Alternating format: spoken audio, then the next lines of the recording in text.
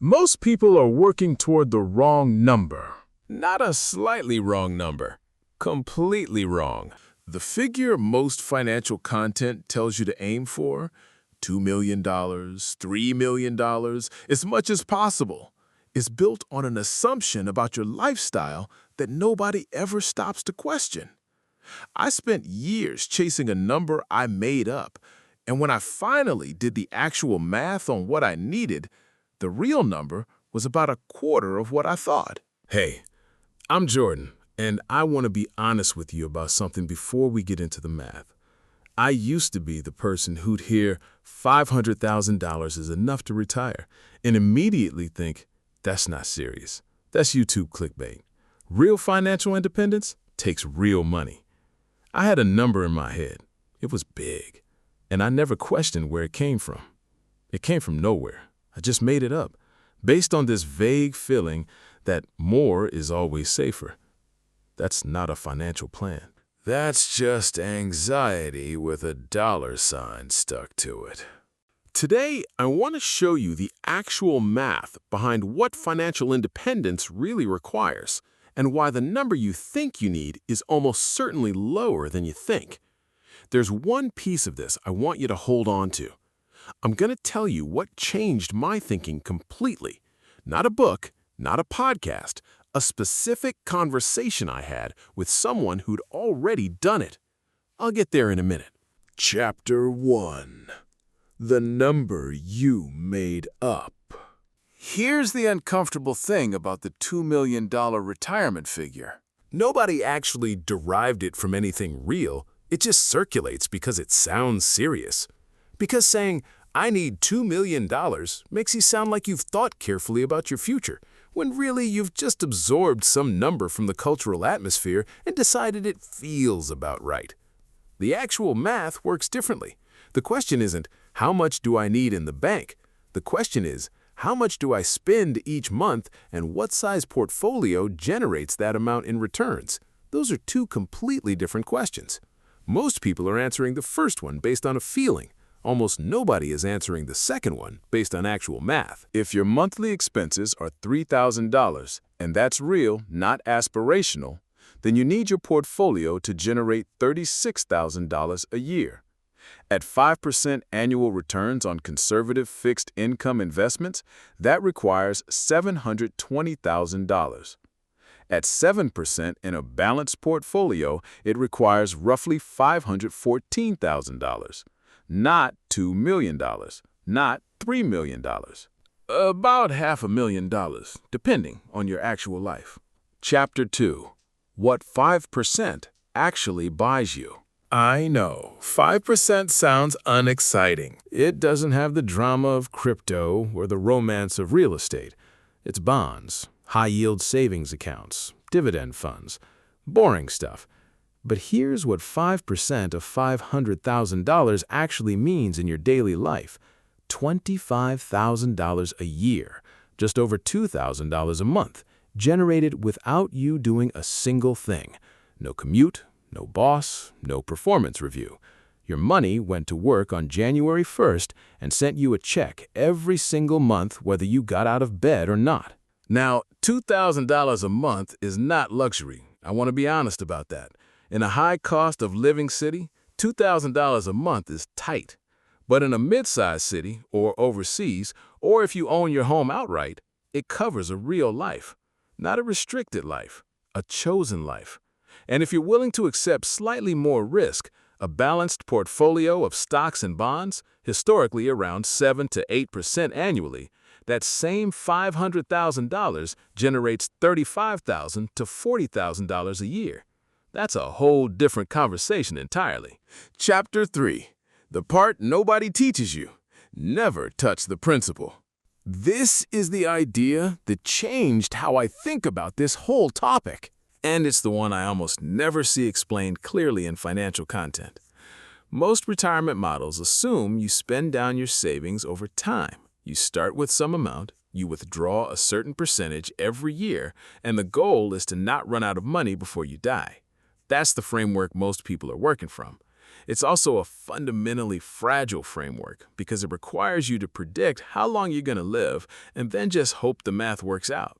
The alternative is this: structure your life so that you only ever spend the returns, never the principal. If your portfolio generates 6% and you spend 4%, the remaining 2% goes back into the account. Your principal grows. Your annual returns grow. Your freedom compounds instead of slowly depleting. This is what financially immortal actually means. Not a dramatic phrase, just a mathematical reality. If you never touch the base amount lasts forever. It outlives you. It can be passed to someone else. The money doesn't have an expiration date anymore. I want to stop here and ask you something directly.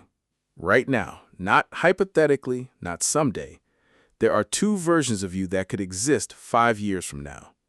Version 1 has the same monthly expenses they have today, or higher. They've gotten raises, upgraded their life to match, and the gap between what they earn and what they keep is roughly identical to what it is right now.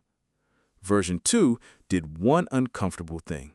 They figured out their actual freedom number, not the number they made up, the real one based on their real expenses, and they started building toward it with actual intention. Neither version requires a dramatic personality change.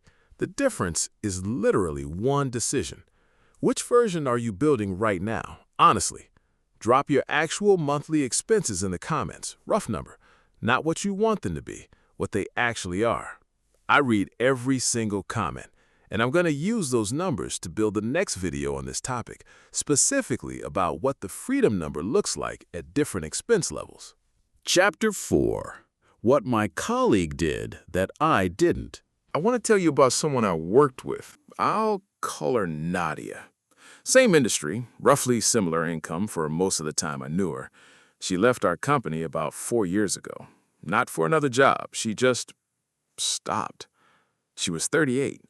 I didn't understand it at the time. I assumed there was family money involved or some windfall or something I wasn't seeing. I asked her about it recently and she walked me through the math. Her monthly expenses were $2,800. She owned a small apartment, paid off.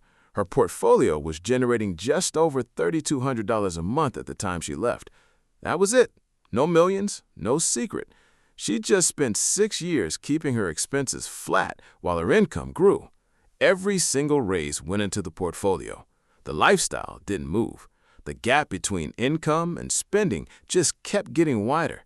And then one day, the portfolio was big enough that the income from the portfolio replaced the income from the job.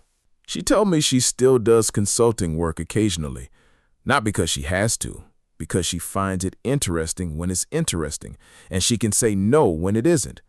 That's the actual thing, the ability to say no. Chapter 5.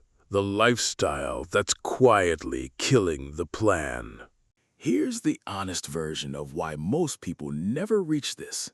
It's not that $500,000 is impossible to accumulate. It's that their expenses keep pace with their income so precisely that the gap needed to build the portfolio never actually shows up. I've done this. I got a raise, and within a few months, the apartment was slightly nicer, the subscriptions had quietly multiplied, the meals out were slightly better. Not dramatically, just enough that the raise disappeared into a marginally upgraded version of the same exact life.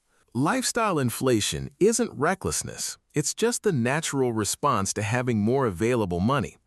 The problem is that every lifestyle upgrade you make is also an increase in your freedom number. A $3,000 monthly lifestyle requires a $720,000 portfolio at 5%. A $5,000 monthly lifestyle requires $1.2 million. Every $1,000 you add to your monthly expenses adds $240,000 to the amount you need before you can stop. That math is rarely framed that way, but it's the most important financial equation most people never actually run. Chapter 6. The actual cost of looking like you have money. Remember that idea from earlier? The principal preservation thing. The concept that if you never touch the base amount, the money lasts forever. Here's where that connects to your daily decisions. Every dollar you spend on something that loses value, a car that depreciates, a lease on an apartment you could live without, subscriptions that auto-renew without you even noticing, is a dollar that could have been part of a principle that generates income forever. It's not just a dollar spent, it's a dollar that stops working. The average new car payment in 2026 is over $770 a month. Add insurance, maintenance, gas, you're above $1,100 a month to own something that's worth less every single day. Over 10 years, that's $132,000 in transportation costs. That same $132,000 in a portfolio at 7% generates $9,240 a year, every single year without a car payment. I drive a paid-off 2018 Civic. Nobody at a red light is impressed. Nobody has ever deposited money into my investment account because of my car. The performance of having money is one of the most expensive things most people buy, and it's the one that contributes the least to actually having it. Chapter 7. The Conversation That Changed My Number. The conversation I mentioned at the beginning. The one that changed how I thought about all of this. I was at a dinner about 3 years ago and ended up talking to someone, older than me, maybe 55, who mentioned casually that he'd stopped doing traditional work at 47. I asked him what the number had been. He said something I've thought about almost every day since. I stopped thinking about a number and started thinking about a gap. Not how much he had, how large the gap was between what his money generated and what he spent. He said the day that gap went positive, the day the income from his assets exceeded his monthly expenses, was the day the math changed. Not the day he hit any particular number, the day the gap flipped. That reframe did something for me that years of save more advice had never done. It made the goal actually trackable. Not am I at $500,000 yet, but what is my gap right now, and is it moving in the right direction? Smaller gaps are still progress. A positive gap is freedom. The number is just the vehicle to get there. Chapter 8. What freedom actually looks like. I want to be careful here because most financial content turns this into something romantic that doesn't match reality. So let me say it plainly. Financial independence at $500,000 is not a beach. It's not a permanent vacation. For most people, it's something quieter and more specific than that. It's the ability to say no without financial consequence. No to a job that's become unbearable. No to a project that doesn't interest you. No to a location that doesn't suit you anymore. The freedom isn't dramatic, it's just available. Nadia still works. She told me she probably always will in some form, but she works on things she chooses even if they paid nothing. That's the difference. Not the absence of work, the presence of choice. And here's what I actually think, and this is where I'll push back on some of the input I was working from earlier. I don't think the goal should be framed as never working again. That framing sets up a fantasy that makes the real thing feel disappointing when you finally get there. The goal is to make work voluntary. That's actually achievable. That's a real thing, and it requires less money than almost anyone tells you. What is your actual monthly expense number right now? Not approximate, real. Because that number, divided into your investment returns, is the only equation that actually matters here. You get to decide what your freedom number is, based on your real life, not some figure you absorbed from somewhere else. That number is almost certainly lower than you think, and the gap to get there is almost certainly closable if you start treating the gap as the actual goal. Drop your monthly expense number in the comments. Rough is fine. I'm building the next video around real numbers from real people. If this kind of honest math about money is useful to you, hit subscribe. No inspiration here, just the actual numbers. I'm Jordan. The number you need is smaller than you think. The life you want costs less than you've been told. Start with your actual expenses.